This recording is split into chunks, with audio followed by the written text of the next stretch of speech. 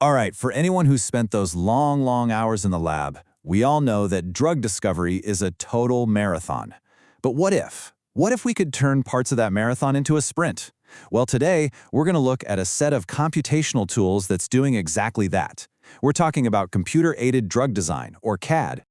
So let's just dive right into it. The discovery dilemma. You know the feeling, right? You're running countless assays, the failure rates are, well, they're high, and there's this huge pressure to find that one promising lead. It's the challenge that we all live with. It's what defines our work. Forever, it seems, the whole foundation of what we do has been built on this methodical, and let's just be honest, often agonizing process of trial and error. We screen thousands upon thousands of compounds, just hoping for a hit. It's vital work for sure, but man, it is also a massive black hole for our time, our resources, and our budgets. And that, right there, that brings us to the most important question. How do we stop casting this gigantic, expensive net and start using something more like a precision-guided tool? How can we supplement our own scientific intuition with some really powerful predictive technology? This is where the computational shift really starts to happen.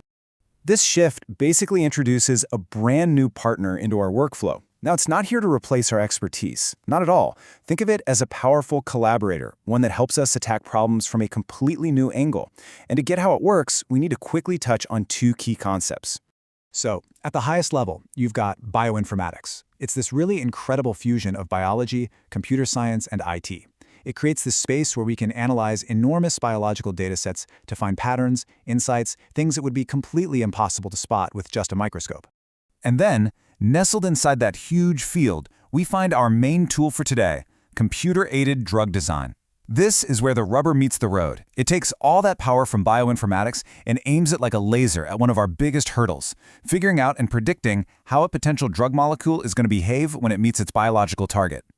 Okay, so that's all great in theory, but what does this actually mean for us, on a day-to-day basis in the lab? Well, the advantages aren't just some abstract idea. They are tangible, measurable gains that have a direct impact on our research and, most importantly, on our results. Now, this is where it gets really interesting, because these are the practical things it gives us. I mean, look at this. CAD helps us slash the number of physical experiments we need to run. That directly translates to saving time, effort, and money. It lets us simulate how a product will perform in silico, on the computer, before we ever commit precious resources to actually making it. We get a much deeper understanding of the molecular processes at play, and it even helps us track down problems in our workflow way more efficiently. It's just a fantastic solution when you're trying to juggle all those competing goals to find the absolute best way forward. To really get a feel for this shift, let's just put the old way and the new way side by side. The difference is, well, it's pretty stark, and it really shows you the value of bringing CAD into the lab. And yeah, this slide just lays it out perfectly, doesn't it? Over on the left, you've got the path we all know, random, slow, and super expensive. Then on the right, you have the CAD approach, focused, structure-based, fast, and automated. We're essentially swapping brute force for targeted intelligence, which of course drops the cost and speeds up the entire discovery pipeline. But look, this isn't just about being faster, it's about being smarter. The real magic of CAD is its ability to perform incredibly complex optimization, to systematically hunt for the best possible solution out of literally countless options. Basically, optimization just takes all the guesswork out of the process. I mean, why should we settle for good enough when we can computationally model and test thousands of different variations? It lets us zero in on the exact formulation or the precise conditions that will give us the most effective, the most stable, and the most useful result. And it pulls this off by breaking the problem down into these really manageable chunks. As you can see here, first we just define our variables in our experimental design. Then we can use all that computing power to map out the entire landscape. We can visualize the reaction surfaces, understand all the complex interactions, and see the confounding effects between every single component. It's like getting a panoramic 3D map of the whole experiment, not just one single lonely data point.